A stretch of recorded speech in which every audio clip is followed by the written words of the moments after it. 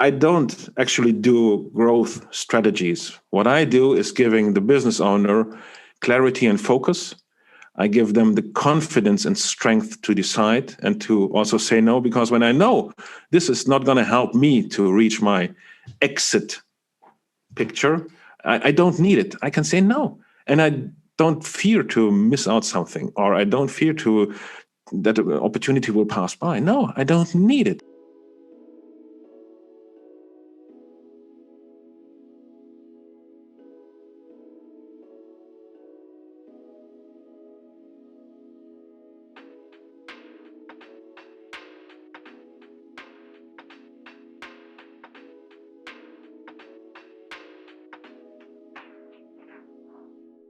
Hi, Brian here. Thank you for watching another episode of Leading Questions. And I'm so excited to have Christian Haack from Germany joining us today on the podcast. Christian, welcome, and tell us a bit about yourself. Hey, Brian, thank you for having me here in your podcast. Yes, my name is Christian Haack, as you said, and I'm a corporate development and growth strategist. I'm helping SMEs grow exponentially by building multiple sources of capital, revenue, and cash. So I'm doing this for about 15 to 20 years now, for smaller companies and bigger companies, helping them really grow exponentially, powered by M&As and raising money and joint ventures. So this is what I'm doing right now. Perfect. And if you move a little to your side there, you have a nickname. Yes, my nickname. Yeah, so it's not only a nickname. So I'm called the Business Exit Angel. I trademarked this, so there is only one exit angel in the world. And some people ask me if I'm a professional killer. No, but it's not. It's not the exit of life, but the exit of your business. It's the opposite of the business angel, who is helping people getting the best start and intro into their business. I'm helping them getting the best exit, the best end of their current business. And what I want to show the people, that it's not the end of your entrepreneurial career, but it's the next strategic step to enter the next level. So therefore, I'm helping them achieving a maximum exit, as I call it. That's wonderful. I think the idea of an exit is always in the back of every entrepreneur's mind. And some people, I feel I've come across many people who are entrepreneurs, and maybe in the beginning it's romanticized that, oh, this business idea is going to be multi-million dollars, and I'm going to run it forever, and it's my baby. I'm not going to let it go. But then there always comes a point in time where the exit becomes so attractive. And to be quite honest, you won't realize the multi-millions unless you sell it, right? And you exit from a company. That's right. So business owners don't get rich by running their business. They get rich when they sell it.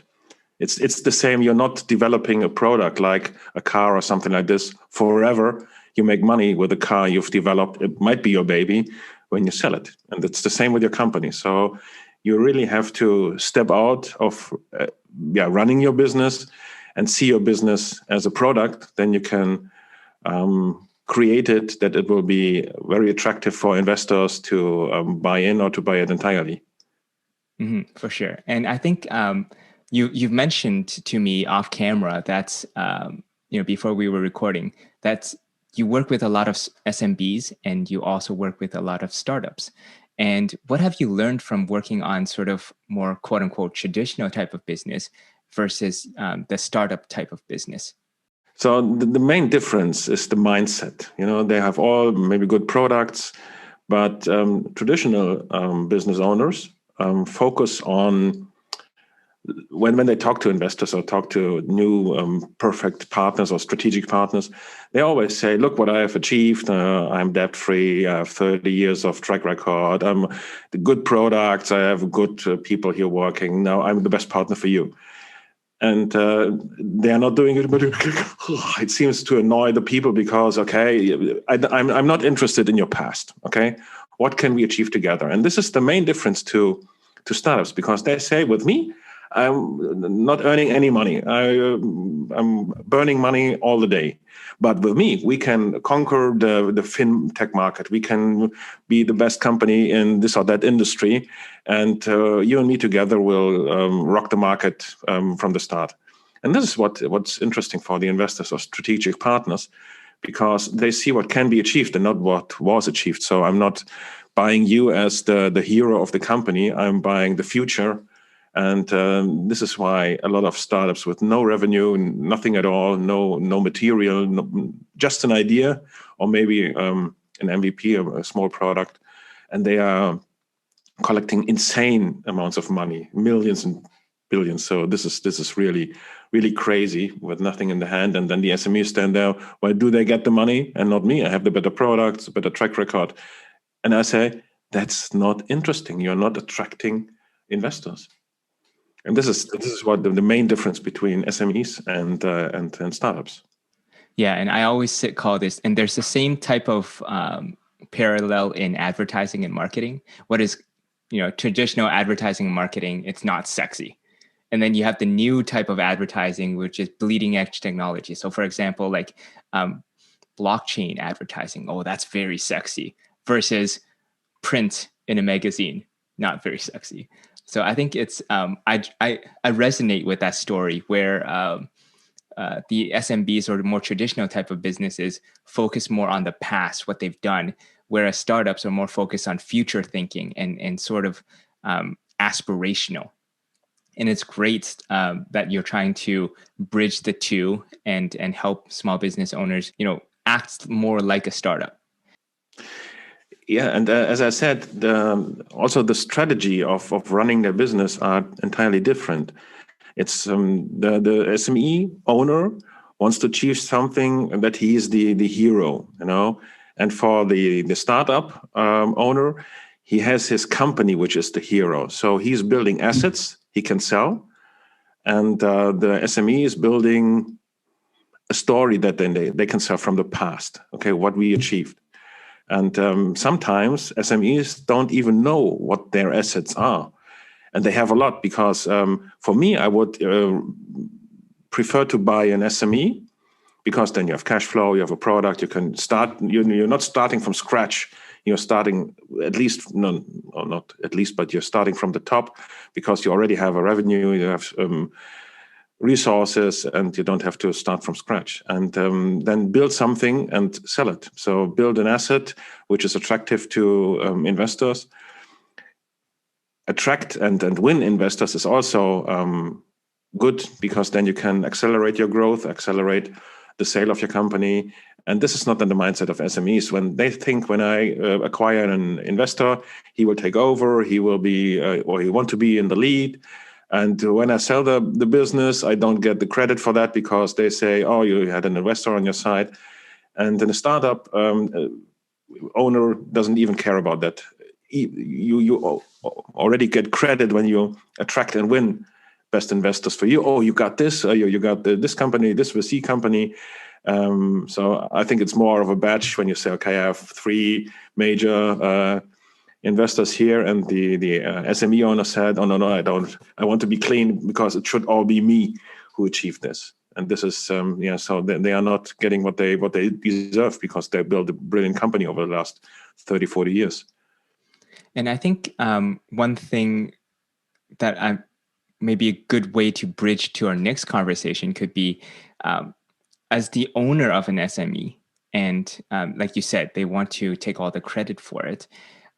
They may want to grow, quote unquote, organically without outside investors.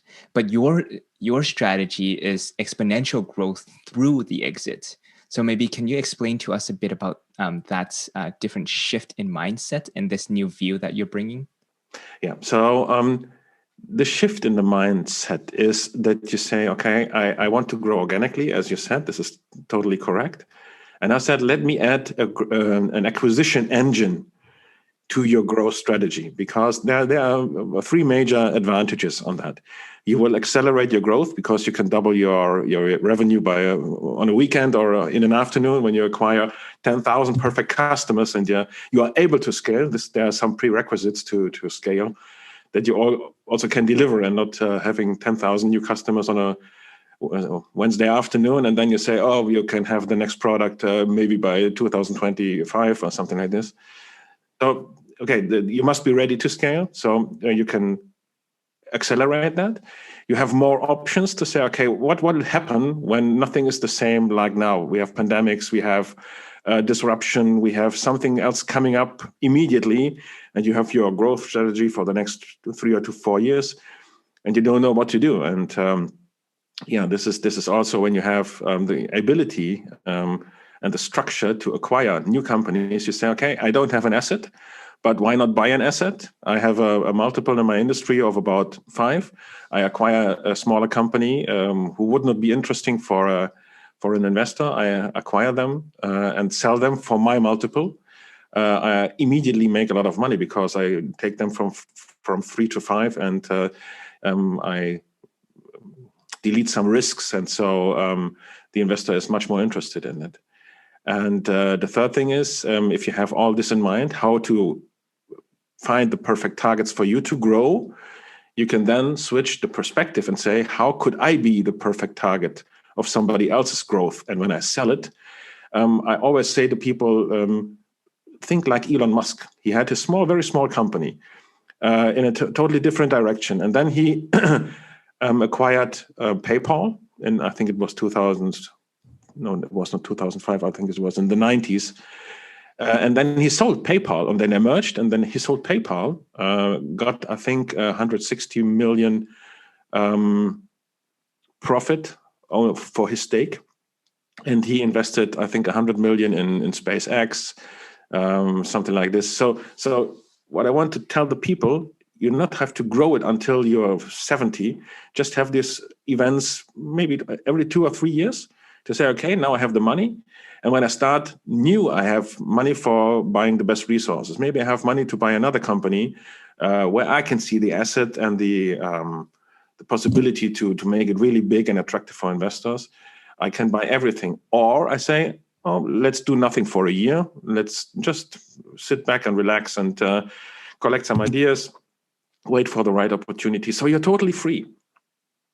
I know the good entrepreneur, yeah, but how good can you be when you don't have to take care about money and time anymore? You are free, your peace of mind, because then you are thinking of the possibilities you have. And these are the 3 things why I want to attach this growth engine, this acquisition engine, to the organic growth. Yeah, and I think the mindsets that we talked about this previously on Clubhouse, and we chatted briefly about this, where I come across this all the time with entrepreneurs, is they try to protect that one idea that they have, thinking it's the only idea they will ever have. But I think the something that you brought up is, being an entrepreneur, you can be a serial entrepreneur, where you can take what you're working, maybe acquire another company and make it attractive to another investor to purchase, et cetera, and then move on to the next thing, because now you have the capital and the assets available to you to work on the next idea and the next idea and the next idea. And I totally agree that a lot of entrepreneurs don't see farther in, or they don't believe in themselves enough to think that they have multiple ideas, or they will have the ability to run multiple companies after selling the first one. And I think that creates a lot of fear in them, that they're not willing to let go of something that might be working, right? Have you come across scenarios like this, and how have you helped people to overcome this type of fear, to let go and then see that growth engine that you just talked about? So there is another mind shift necessary for this. It's the mind shift from the serial entrepreneur, because that suggests that you have to be successful for your exit to start a new one. If you fail, you will lose your money, your reputation, whatsoever. I want to change the mindset from serial entrepreneur to portfolio entrepreneur. What does it mean? It's not that you have only one business that you have to be successful. If you buy some more, maybe you can combine them and merge them in your portfolio to create even more or better assets and sell them. So, and if one is not so successful, you have two or more there, which then could be successful. So you're spreading also your options. Okay, it's like relying on one source of income when you only have one business. If it's failing, yeah, you're right, you will lose everything.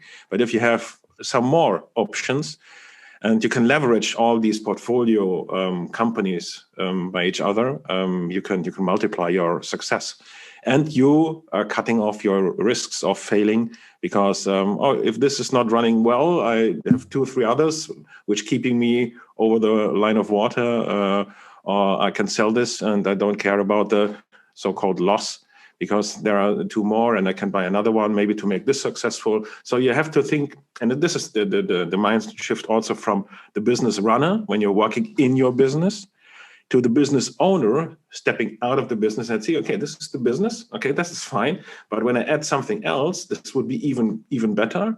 And if I just add some things and I have a big thing, and then I can have the maximum exit by selling it to, it must not always be a VC company or a fund or something like this. I prefer to sell to strategic investors, because you can tell them how they can leverage your company or be leveraged by our company. So the key for success is leverage, because then they immediately see their ROI on the investment, and they're happy to not only buy your company, but happy to pay more, because they definitely want to have your company.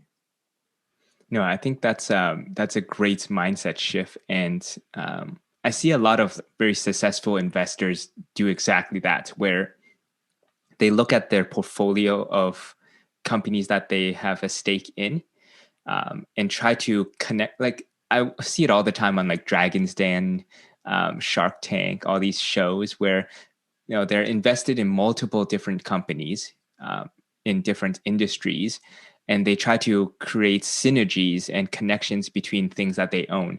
And I think you're bringing the same type of strategy and mindsets to maybe people who aren't sharks, who aren't dragons. Yeah.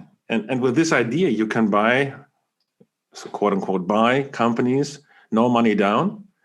I call it virtual merger, not I call it. So the term is virtual merger. You create a company with the purpose to acquire more companies for a bigger cause. So you say your company in marketing, my company in consulting, we have another company producing something. So we agree to come together in one company, one holding, and we are selling this holding to an investor. That means we have all revenue by 1 million, so no investor will ever invest in us, okay? But we come together and we agree, if we find a buyer who is buying our company or holding for 10 million or more, then the shares are handed over to the new owner. I don't know if I can explain it right. So you stay the owner of your business unless we find a buyer, okay? And so I don't have to pay you 1 million for your business.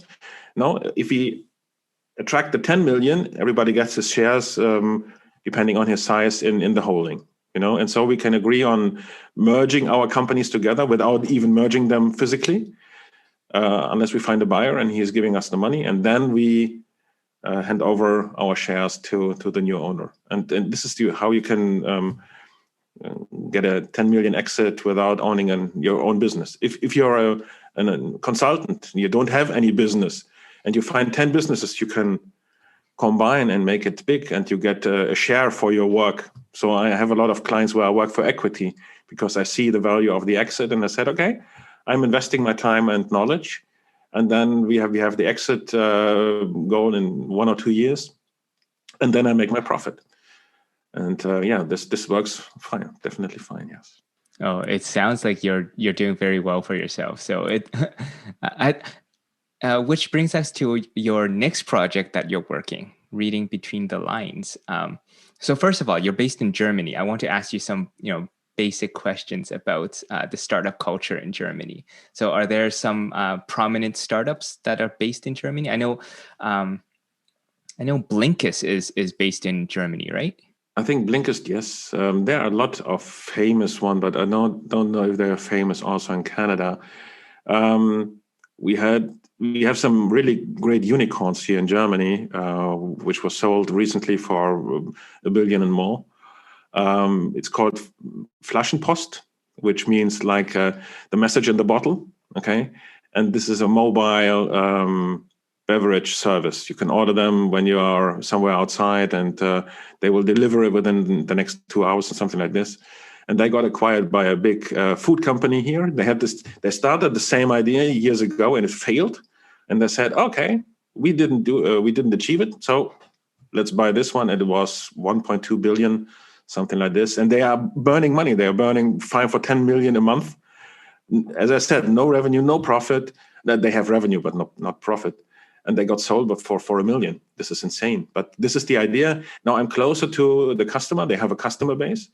I have my own products for the food company, but I have the direct to consumer connection right now, and this is what it makes interesting for me. So I don't have any retailer in between, which lowers my margin or something like this. So yeah, this is one of the major exits in the last days. We have a very successful IPO right now. It's called Auto 1. This is a car selling platform, and they went live, did the IPO, and for several billion. So yeah, it was also a great thing to see. And if you see, and this is now coming back to your introduction about learn between the lines. If you read the success stories and you read it and you say, okay, they got €1 billion for their IPO, fine. Move on to the next message, okay? Oh, Flaschenpost, okay, the next one, oh, another billion, okay. But if you look deeper, on the one hand, how did the startup or the business owner build his company to get acquired for €1 billion? And on the other side, why did the investor or the strategic investor invested €1 billion in a company without any profit? And then you see what is behind the scenes, and what my superpower, I call it superpower, due to all these interviews, all these projects I had even on the investor, I'm investing also in companies, and on the side of the startups, on the SMEs, I worked for large banks and insurance companies here in Germany. When you see why they buy, that's pretty obvious to say, okay, these are the numbers, and we do a calculation of the business value. And I said, no, that's not stupid, but okay, that's the old and traditional way. But in my latest book, which will be published hopefully this year, I focus on why they pay more. And this is the asset, the non-tangible assets, the idea behind what can I do with this company I acquire. And this is what I call the leverage, the law of leverage, because maybe it sounds stupid to invest in this company, but look what I can achieve by leveraging their assets, or where I can leverage my assets. Okay, and this is what I want to do in my podcast, in my videos, in my interviews, to really learn between the lines. What does this mean? If you read another SPAC is coming out for 300 million, somebody has a new fund like. There are so many funds closed over $1 billion. I think BlackRock did one for it was about 2 billion, and it was closed before the time target. So there's so much money on the market ready to be invested. I think it's about 11 trillion. We just calculated it some weeks ago with a partner of mine, and we said, okay, we have 2.5 trillion only for PE companies. But then I said, okay, this is the obvious capital which is on the market. But there was a calculation or estimation from a big consulting company about strategic investors like Google, like Alphabet, the mother company, Apple, Microsoft. Only for these strategic acquisitions, there is about $5.5 trillion available in firepower. And then, not to forget, is the family offices. There are about 4 trillion, and it combines to 11 or 12 trillion ready to be invested. And they are looking for lucrative targets to invest. But It's hard to find, and this is why they fight, and this is why you as a business owner still have the opportunity, if you make it right, if you don't focus on me as the hero, to say, okay, what can you achieve with my company? And then they are really eager to pay more for your business than the normal business valuation might show you. Yeah, for sure. And I think the key is, and you've been talking about this time and time again during our conversation today, is the key is to take something and recognize the value, the hidden value there, and and what you call the leverage, and how to leverage that and make it leverageable and build it into something that's leverageable for larger companies, so that they come in and take a look and it's like, oh, on the surface it's worth X, and now because there's the leverage, or I can leverage this, it's X plus Y. And I find that so interesting, and I agree with you. That's there's a hidden capital available that's not concrete dollars, right, or euros, whatever the currency is, where people are buying straight up companies. It could be in talent acquisition, right? They take, and you see this all the time in advertising agencies, where a small advertising agency, they have a customer base, and they have some technology in there, they have some talent in the agency, and then it gets acquired by a larger agency, right? Because they have access to a certain type of portfolio, or they have a certain skill set that the large agency is looking for, right? So it's this. I see some parallels here in my world, where in advertising there are skill sets that are desirable, or you can cultivate desirable skill sets within your agency and within your company, so that it becomes attractive to other agencies to purchase you and absorb you into their big company. And then, of course, you can then exit based on you get your salary or your buyout or whatever. So I think it's such a simple concept, but I'm so surprised that I've never looked at it this way. Yeah, and this is if I was just thinking of learn between the lines. You can bring it down to only evaluate what did perhaps Google, for example. Okay, Google acquired, I think, 250 companies within the last years. And if you look at this, it's always to leverage their own products. So 80% of the revenue of Google is by acquired companies. And they integrated in their product portfolio, or created new products out of the acquisitions, like DoubleClick or YouTube. YouTube, I think, has 9 times ROI right now. So they bought it for 1 billion or even more. And it has 1 billion revenue right now in advertising spend. So so if you just look at one company, why did they buy that?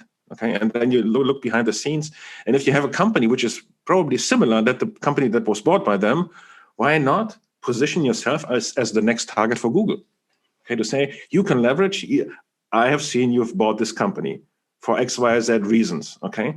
Now with my company, you can leverage the revenue effect, or the outreach, or the security, whatsoever what your company is.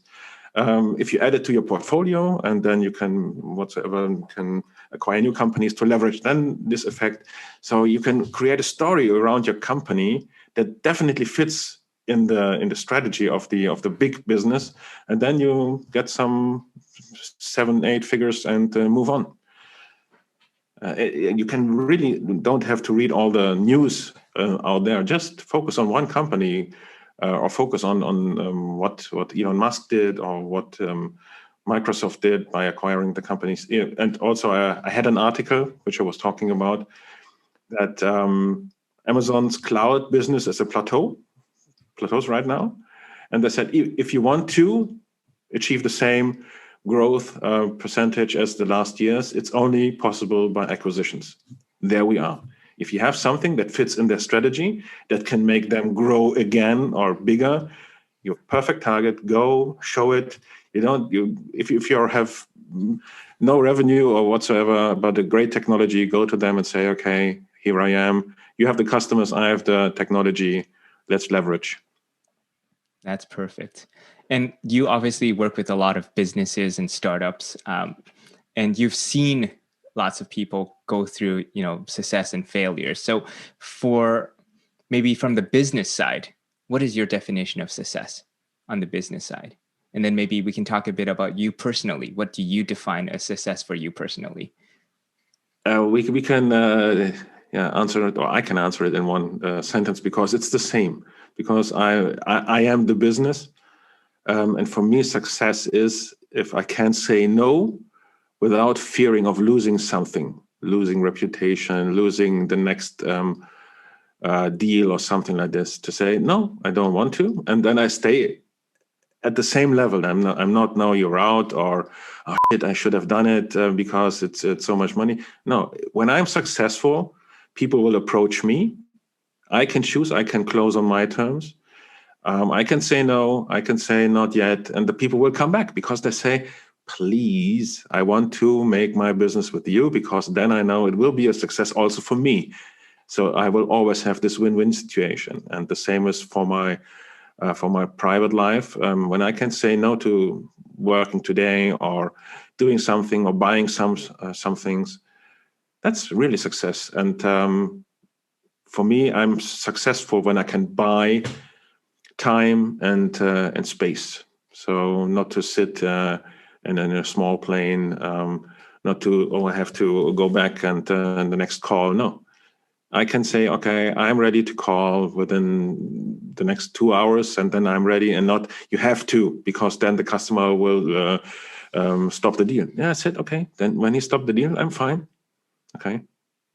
So this is success for me to live on my terms. And the same is for your business. If you have the position, if you are attracting the others to you, they will definitely come back. If you say no, not yet, they will come back. Yeah, and I'm so glad you share this with me. And I feel a lot of people I've talked to are on a similar trajectory in terms of their definition of success. I'm not quite there yet with my career, but I'm a step closer than I was before. My definition of success is very similar. I just want to be able to have time to spend with those whom I love, like my wife, my parents, my sister, family, etc. And also, like you said, like not, for example, like last Thursday, I just wanted to take the day off because I haven't taken a day off in a very long time, and I didn't feel like doing any work that day, so I just took the day off. Yeah, lucky position, yes. It's very freeing, and I feel like a lot of people, especially this pandemic, for people who, for example, have worked remotely, or people who have started their own business, they get that taste of freedom. Right, freedom is the ultimate drug. You get that taste of freedom of not being tied to someone else's schedule.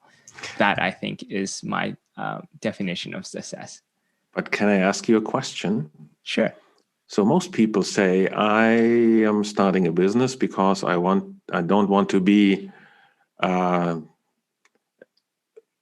dependent on a boss, what he says to me I have to do. But when you are self-employed or having a business, you don't have a boss, you have customers, or maybe a bank in your back. And they are asking, no, you can't take a day off because you're not delivering the numbers. You can't take a day off because I'm waiting on the product. So you're going from one dependency into another, and then you have to move on. So it's not you're not free by just quitting your day job and starting your own business. Then you only have a different boss. It's not the boss in your old company. It's the customer or the family or the bank. So yeah. So you have to move on from just starting a business. And I have some good questions. So when I start the conversation with the new startups or business owners, or somebody who is complaining, oh, I want to start a business, don't know how. I developed a growth matrix. Maybe you know the cash flow quadrant from Robert Kiyosaki. From employee to self-employed to business owner and then to investor. I extended it because I think it was created in the 90th, and now I think it's not valid anymore. You have a wider range of steps, and what I'm asking my clients is, what now? So you achieved, so you have a growth target of 10%. Okay, now what? Okay, yeah, I achieved this and that. Okay, now what?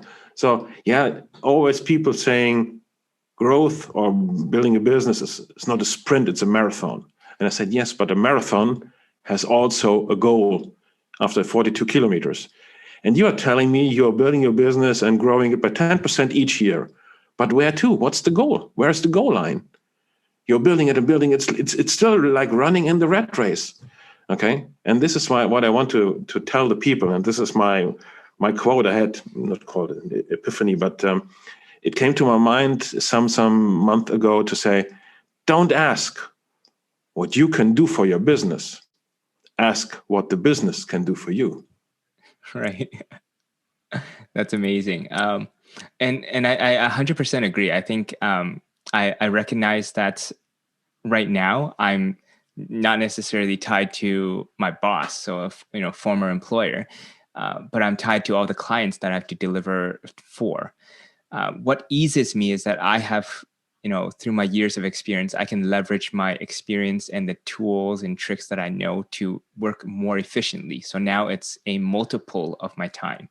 So, for example, a 15 minutes can be a 2-hour job I can shrink it into 15 to 30 minutes, right? Yeah. And that's where I start freeing up my time. And okay. and I definitely agree that there has to be an exit to this portion of my life as well, which is actually I tell people this, but I don't know if I've told people on this podcast this publicly. I am building a tech company where it's the goal of the company is to create ads and advertising campaigns for people automatically and doing it quickly for them, done properly, right? That's my exit right now for this stage in my life, is to have that company take over what I do full time right now. And then the next exit after that maybe is to be acquired or to sell that company off. And then I'm going to move on to the next thing. Sure. So intuitively, I've already, I have my own little exit angel on my shoulder talking to me. But I'd love to learn more from you and I'm sure a lot of people are going to be wanting to learn more about you and the work you do. You mentioned you have a book and a podcast coming out. Maybe could you tell us a bit more about these two things that you're working on? Yes, the book is called Sell Your Business for More. And this is so it's all about how to leverage and to build and leverage assets. Also, how to build your business leveraging other people's assets. You don't have to have them on your own, but you can, by joint ventures, you can leverage all these things. And what I try to teach the people is, don't build growth or don't run the company for the sake of growing. Build assets that are sellable. Okay. So this is the most important thing. Build a customer base. Don't build a good consulting. Productize your consulting so you can sell it, or you can scale it, or you can license it. Something like this. So this is what I try to tell the people. Don't just work to do the work. Have a bigger goal in mind. And if you have the exit in mind, you will decide better and easier. I don't actually do growth strategies. What I do is giving the business owner clarity and focus. I give them the confidence and strength to decide and to also say no, because when I know this is not going to help me to reach my exit picture, I don't need it. I can say no. And I don't fear to miss out something, or I don't fear that an opportunity will pass by. No, I don't need it. And this is very easy for me. And so I have the peace of mind. If there are the pressure of time, you have to be successful. Yeah, why? Now I have a quarter where the numbers may not be that good at the quarter before. I don't need these numbers, okay? When you have high expectations to succeed or to perform, you say, okay, So let's agree that I will perform within the next 5 years. But if there is a month or I will lose a deal, I don't care, because, okay, this is maybe a step back, but I'm still on the journey. And what I developed is a kind of agile growth mastery, where I say, if you have a playbook and you don't stick to a narrow plan, a narrow growth plan, and you just have a playbook to say, okay, there is a new app like Clubhouse coming on. Oh, I have a playbook for new apps. Let's conquer this. And you get immediate response. Is it working? Is it not working? And you say, okay, let's move on, maybe with another play out of the playbook. But if you have a very close-minded growth strategy, you will maybe distracted by these new things. Oh, can I use it? Can I use it? And then it will distract you from your goal. But if you have it as an agile thing, they say, oh, let's keep this and do this and exploit this, and we can explore with this strategy. But you're still focusing on building assets that can be sold. And this is what I try to teach to the people. Be flexible in your actions, but be stubborn on your goal. And these are the assets to sell. That's perfect. And is the podcast very similar to the book, or is the podcast a different type of? No, the podcast will be, so the book is about the process, mostly about the mindset. So this is what we are talking about for the last couple of minutes here. The book is about the mindset, and maybe some roadblocks or traps which you should avoid.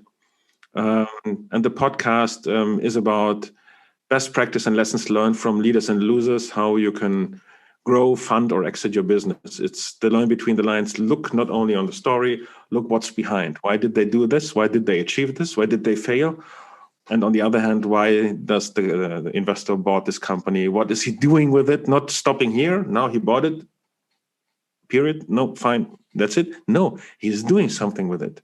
And then learn from your perspective, how can I find targets that can help me growing my business? Or how can I position myself to become a great target for the next bigger investor? I don't want to run my business until I'm 60 or 70 and then have only one of these mega capital events. I call it the ultimate payday. No, I want to have it every 2 or 3 years, or even faster. So to say, when I have 10 companies in my portfolio, I can merge them, leverage them, buy and sell something.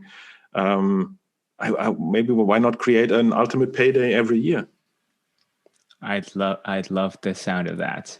And how can people connect with you, and where can people find you? I think the probably best way is via LinkedIn, because I think you can see a little bit about me. I will also publish the small episodes from Learn Between the Lines on LinkedIn, also on my YouTube channel. But I think the probably best way will be on LinkedIn. You can just find it by typing in my name. And I think Exit Angel is the trademark, and you will definitely find me under this term. Yeah. That's perfect. And before we sign off, I want to ask you this question, and this is a recurring question on the podcast. Knowing what you know now, and what's one advice that you would give yourself to the version of yourself that just started out on this journey, right? When think back, what's that one advice you would give to that version of yourself? I mentioned it some minutes before, and this is the quote: don't ask what you can do for your business, ask what the business can do for you, because it can help you accomplish your goals faster, easier, and maybe don't have some of the fears or the risks of failing. If you have the small capital events multiple times, it's much more easier to say, okay, this didn't work out as planned. I will have the next one next year or a year later. You always learn. You don't fail, you learn. Okay. So for most business owners, when they sell the business once in a lifetime, they cannot rehearse. So if they fail, their entire legacy, their entire life work is gone. And this is why I try to say, if you do it time by time, you will get stronger and better every day you sell a company. You know how to build, you know how to position, and then you know how to sell. And you're getting better and better. And when you have a company, you run since day one of your life, of your business life, and you say, okay, I cannot fail by selling, or when I sell this, just acquire a new one and sell it, and then you can rehearse. Okay, and if this is failing, okay, just an episode in my entrepreneurial career, but you will avoid these mistakes when you sell your own baby, your own business. And so, yeah, there is a way to rehearse selling a business when it comes to selling your business at the latest point of your career within this business. So don't see it as your life, your business. See it like an employee. He is in a management career, and he says, okay, I reached this one in this company. Now I'm moving to the next. And you should see your own business in the same way. Now I reached this level and with this company. Now I'm moving to the next. And so it doesn't seem the end of your career when you're selling your business. And you're not leaving your employees behind. You're just giving them a chance to grow, because maybe you're a business owner who is good in building a business or running a business, but you're not good at scaling a business. So give it to the next one, and then he will make it even bigger. And you can start the next one. Do what you can, growing, building, scaling, selling. So you don't have to run the whole marathon. You can just enter in the last mile, buy the company, say, okay, I know how to sell it. And then you multiply the value of the business by just positioning it differently, or merge some other acquisitions, and you can triple or tenfold your exit. Wonderful. Thank you so much, Christian, for sharing all this knowledge with us, your point of view, your mindset changes that you've been teaching and working with your clients on. I'd love to have you back and check in with you once in a while. Sure. So thank you for your time. Take care, and I'd love to connect with you again. Thank you for the invitation. It was nice chatting with you here. And yeah, wish you all the best, and love to see you again and see what happens during that time then. Yeah, for sure. Hopefully I would have some more development with my tech company that I can share with you. Let's look for some acquisitions we can make for no money down, and then we exit together and start the next venture together. Awesome. Talk to you soon, and take care. You too. Thank you. Goodbye. Hi, Brian here. Thank you so much for watching to the very end. Let me know if you liked the video using the buttons below, and please comment if you have any questions or any feedback on how I can improve my content. Lastly, please subscribe, hit the notification bell so you're alerted, because we're definitely going to have Christian back on, so stay tuned.